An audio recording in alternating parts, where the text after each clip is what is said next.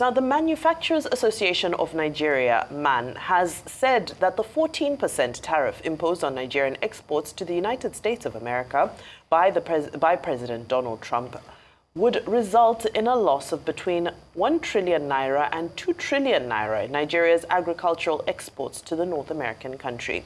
Director General of MAN, Mr. Segun Ajayi Kadir, disclosed the association's position in a statement titled MAN, Position on the U.S. Tariff Hike on Nigerian Manufacturing Sector and the Broader Economy. Ajayi Kadir stated that the reciprocal tariffs could halt Nigeria's industrialization journey and transition from exporting raw commodities to semi-processed and finished goods. Well, joining us on the show to discuss if this would pose a significant disincentive to firms investing in value-added manufacturing in Nigeria and constrain them to revert to exporting raw materials, just as MAN has declared, is Dr. Muda Yusuf, Chief Executive Officer, Center for the Promotion of Private Enterprise. He will also discuss Nigeria's headline inflation rate, which surged to 24.23% in March 2025. Good morning, sir, and welcome to the program. Good morning. Thanks for having me. All right, let's go straight to it. 2 trillion, they say, will be lost because of this 14% tariff.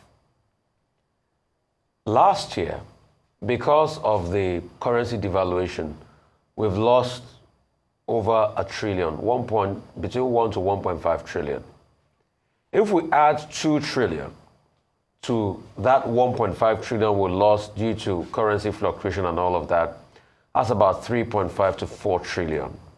That's the assault the manufacturing sector has taken in the space of 2 years. How can we stop the bleeding?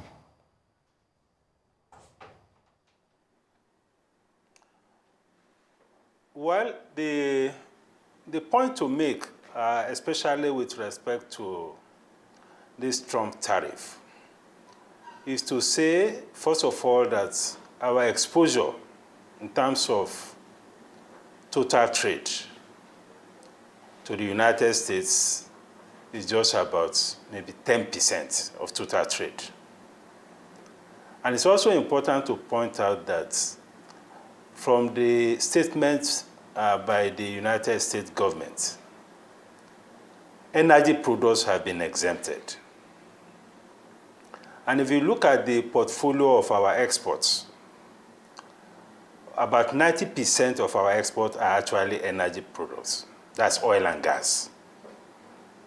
So when we are talking about the risk that we face concerning the Trump tariff, we are talking about essentially about the non-oil exports. And when we talk about non-oil exports, the percentage actually of it that goes to the United States, I don't think is more than maybe 20% at most. Because quite a lot of these non-oil exports goes to France, India, Spain, Netherlands, and so on and so forth.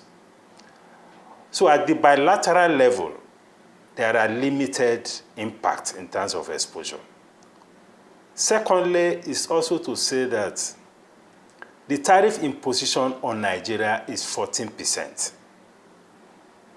The tariff imposition on many other African countries, if you take Lesotho, Madagascar, Botswana, Mauritius, together, their exposure, the tariff exposure to, or the tariff imposition on them is between 30 to 50%. Ours is 14%. So we are not as vulnerable as many of these other countries. That is not to diminish the fact that for Nigerian exporters that are exporting to the United States, they will take some hit.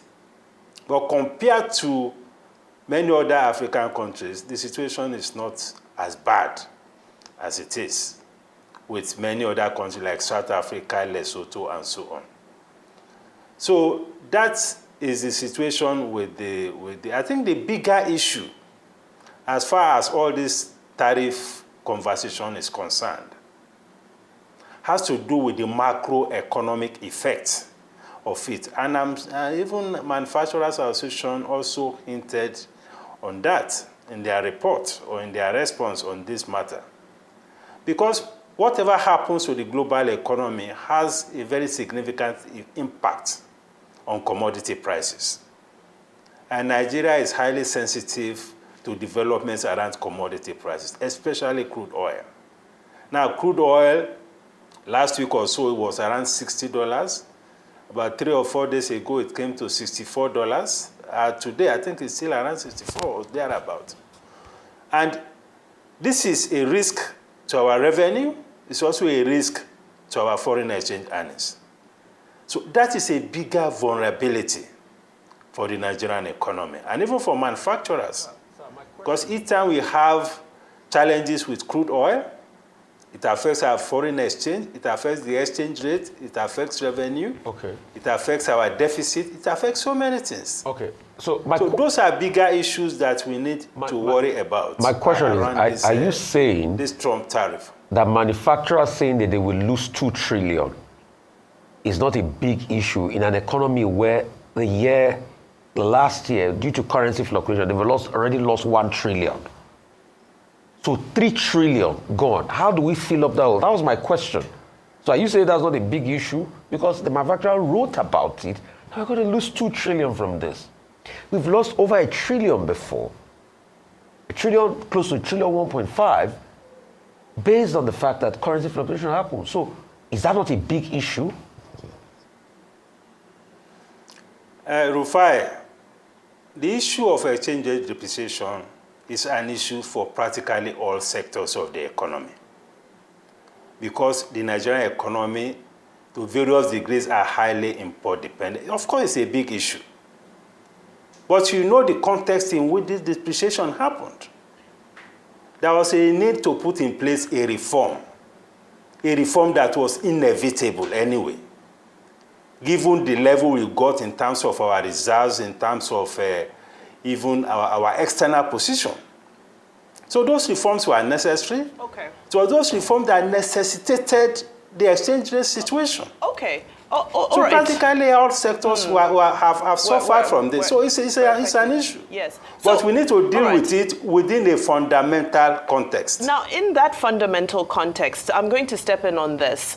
You've said that the impact is negligible concerning the tariffs, given that, well, Nigeria is on the lower end compared to other African countries, and that the portion that's non-oil is also, in your view, is on the low side. But then you also juxtapose this with the macroeconomic factors.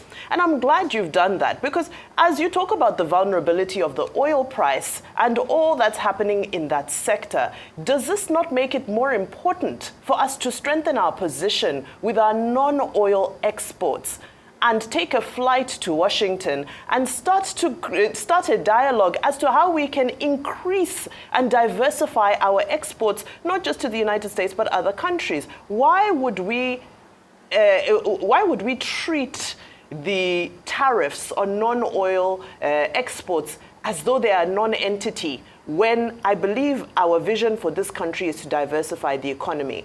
What's your position on that? As a country, we have a major issue with concentration risk as far as our export portfolio is concerned. For several decades, oil exports has been accounting for close to 90% of our export earnings. And that, of course, is a big issue. Because when you have that kind of concentration risk, it makes the economy, the totality of the economy, very, very vulnerable. So I agree with you. We have a major challenge with diversification of the economy. Diversification in terms of export, diversification in terms of revenue. But these are big issues that we are not likely to fix immediately, because diversification is a function of your competitiveness. It's a function of productivity of other sectors. But in the short term, because if we are talking about diversification, we need to fix. In the short term, why can't we just take a flight to Washington and have a negotiation to see how we can save those non-oil? As we're talking about diversification, the trade already exists. So we can't say that there's no short-term solution. Why are we not negotiating? You see, the issue of negotiation, you see, the materiality of our non-oil exports to the United States is not significant. 7% I mean, if you look at it, it's probably even less than $1 billion. Insignificant. So when you now begin to say you are going to negotiate, I think there are bigger issues to deal with, actually. And the bigger issues for me is for us to see how we deal with making the economy a lot more productive, a lot more competitive, so that we can actually diversify. I told you that even in terms of exports, we export a lot more to Europe, to France, to Netherlands, to Spain, to India, Italy, Canada, UK. We have more exports going in that direction. So really, I don't see, it is good to engage.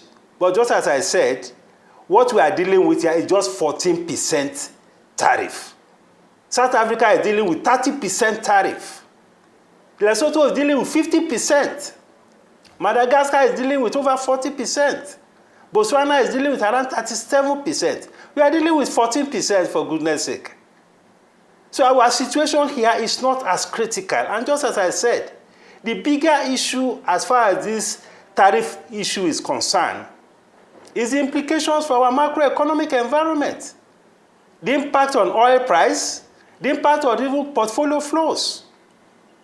Those are the bigger issues. How do we respond to that? So that we don't have bigger shocks on our foreign exchange, on our revenue, on our deficit, on our debt position. So it's a question of prioritizing what we need to do in order, in a sequence, or in order of how significant, how critical they are. I'm not dismissing it. But I'm saying that we need to recognize what are really the big issues in this conversation. That is the point I'm making.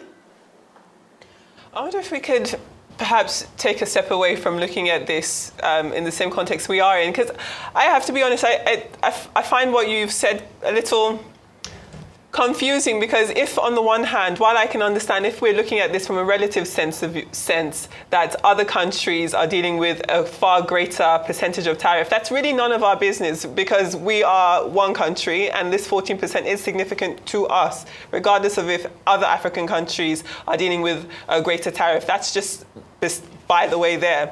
But for you specifically, you've talked about how perhaps we should shift focus and focus on other areas or other export partners. I mean, it's just hard to really gauge what you think we should do here. So if you could break down for the layperson, someone who isn't well versed in the communications of trade, but just for our audience who's just listening to this 14%, this is going to have ramifications on our ability to be internationally competitive. How is this going to continue to hurt our own currency? What do you think ideally Nigeria should be focusing on in order to come out of this situation in a better position, essentially? Because it feels as though, and perhaps I'm misunderstanding you, it feels as though what you're saying is that we should be grateful that the United States didn't put a higher tariff on us, as though what they have put on is not significant when it is. I hope I'm expressing myself clearly as well.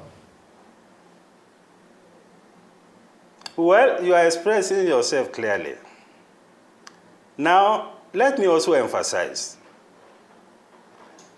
If you look at our export portfolio, 90% of our export is oil and gas.